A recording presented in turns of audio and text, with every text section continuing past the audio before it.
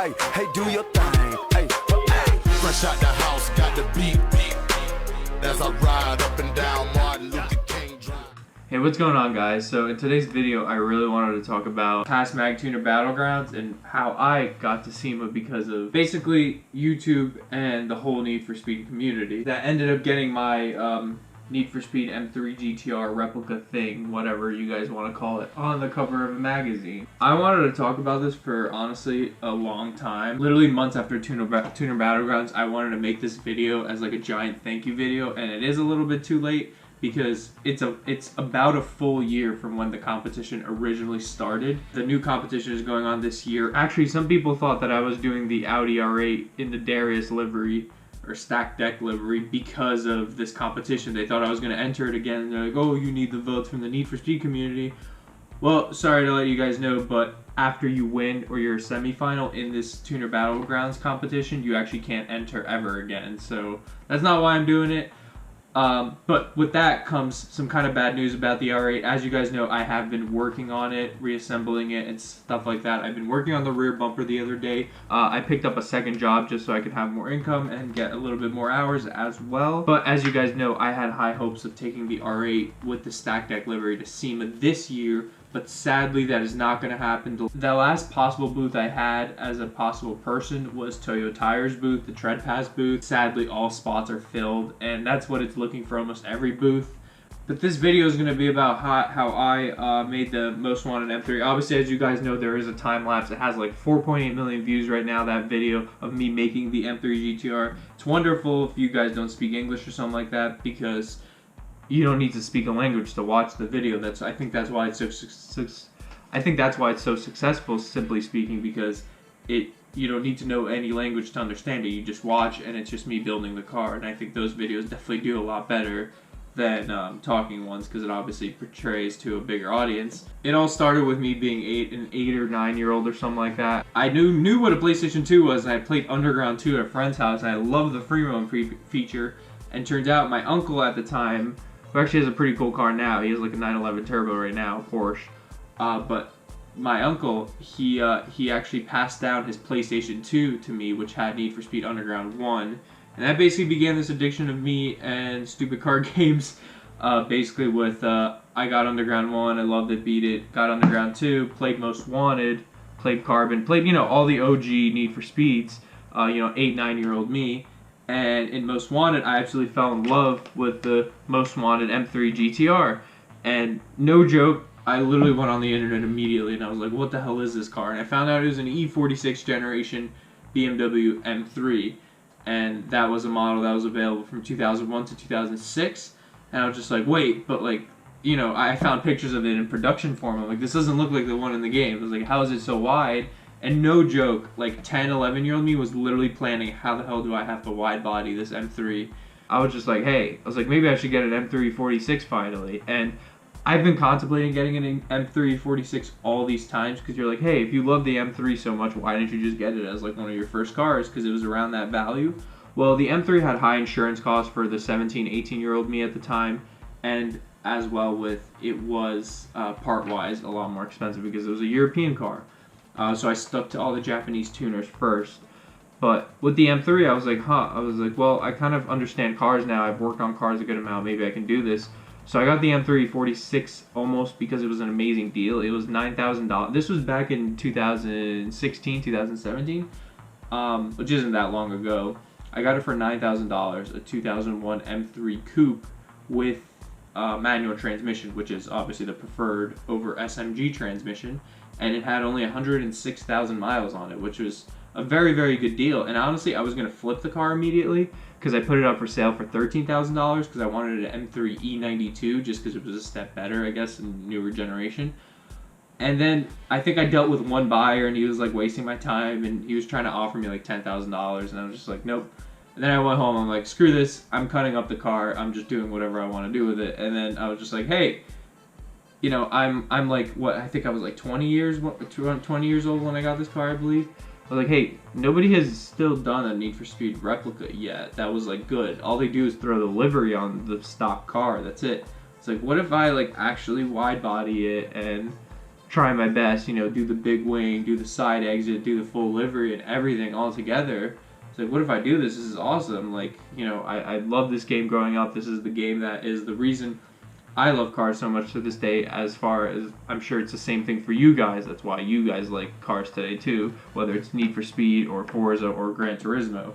You know, a lot of people, they either go from movies, which is Fast and Furious, or they go from the video games, which is Forza, Gran Turismo, or Need for Speed, for their love of cars. Or some people contribute it to their parents.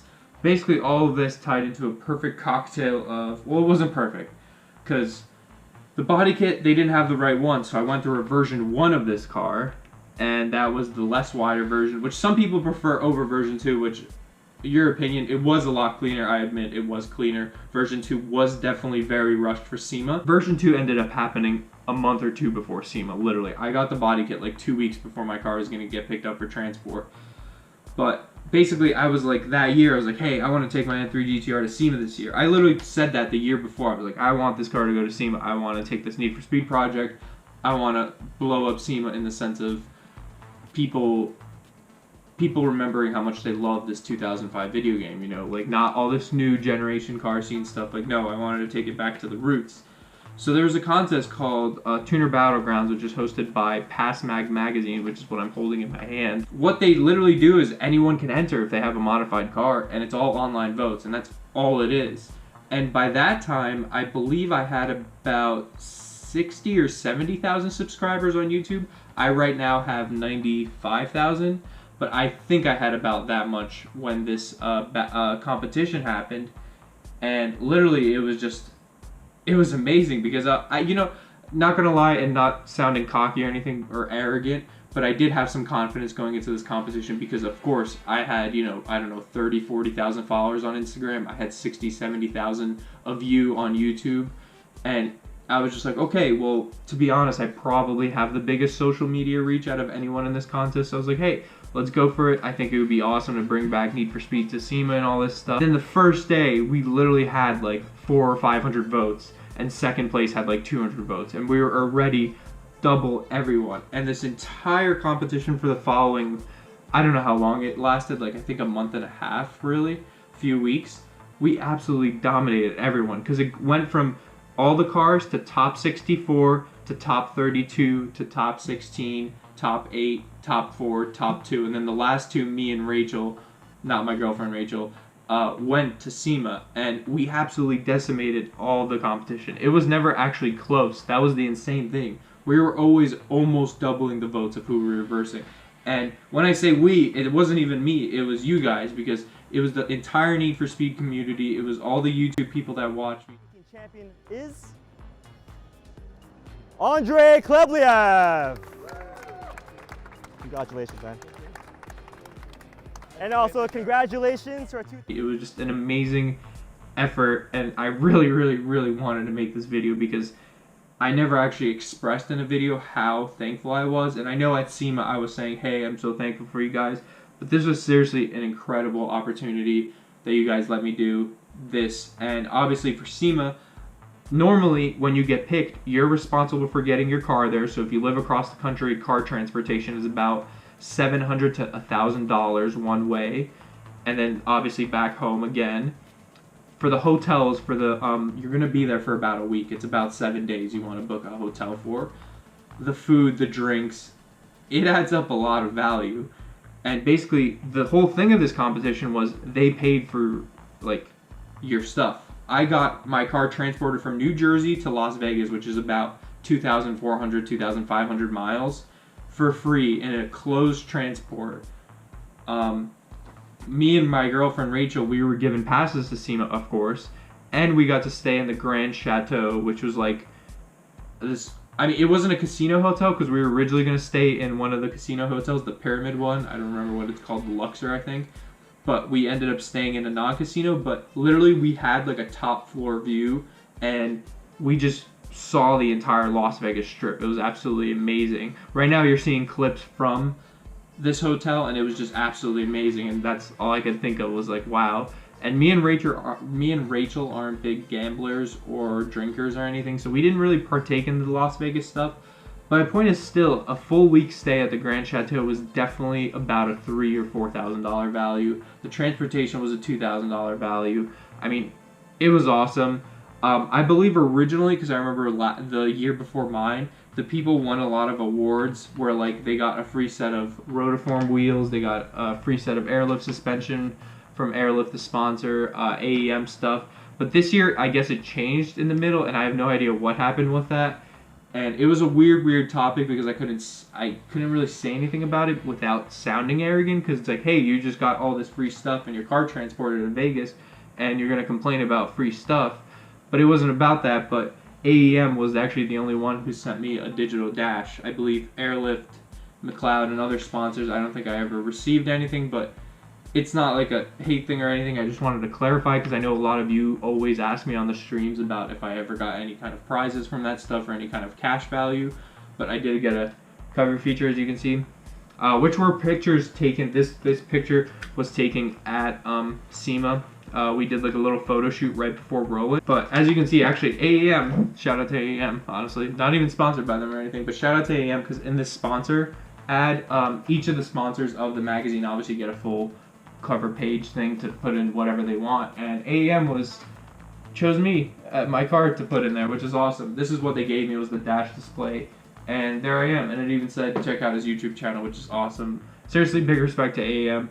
I wasn't expecting that when I flipped through the magazine. I was like, wow. I was like, thank you so much, guys. The actual feature of the car, my car itself, as you can see, it's right there. It was a multi-page feature and everything. It had all the modifications, what led to that, the video game, the GTR being in the Le Mans, and how I styled it after that, and multiple things like that. And it was just really awesome.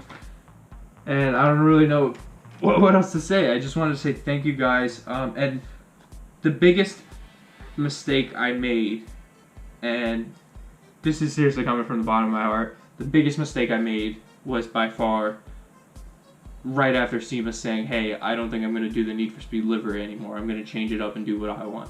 Because at the time I didn't understand. I was just doing, YouTube to me was just doing what I wanted, and that's all it really was. It was just doing what I wanted to do, in the sense of to my car, because that's all it's ever been to me. I'm a car guy. Whether if it was for YouTube or not, I would still be doing cars and stuff like that. I love cars.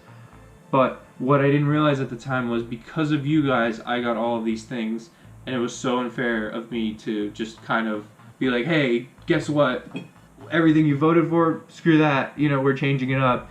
And that was just really unfair for me. And from there, the project and the channel as well just went super downhill, which obviously I think anyone could have predicted. And at the time, I didn't really care. And now I'm looking back and I'm like, wow, I was like, that was a little bit silly to do. I backstabbed so many people, I feel like, with that. And that wasn't even my intention. I never once said to myself, oh, I'm going to use the Need for Speed community to get to SEMA and then I'm going to quit. It's just my mind kind of was just like, like M3's cool, I did it, and now I want to do something else, and that's it. It wasn't, you know, a lot of people thought it was like I used people or something like that to get the votes and stuff, and I didn't really want it to come across that way, and that's how it came across. So I just want to say a giant sorry to everyone that watched me, that supported me from that back then, that saw this whole process.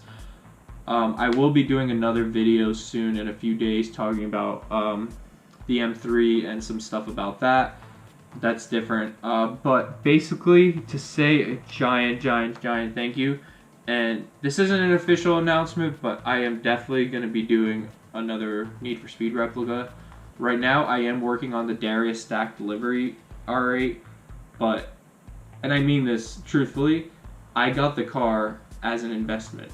I wouldn't have spent that much money if I didn't know I could get more money out of it, because of course, if I can make, with these supercars, you can make a good amount, you know, $5,000, $10,000, $15,000. It's pretty easy to make on them if you're buying the right car or the right thing. So I don't know if the R8 is honestly going to stay. 100% truthfully saying I don't know if it's going to stay, because I got it for mid-50s and I might put it up for sale for like something in the 70s. And if I can get at least 70 for it, I will let it go, because that is a very big profit. That is a very big profit margin.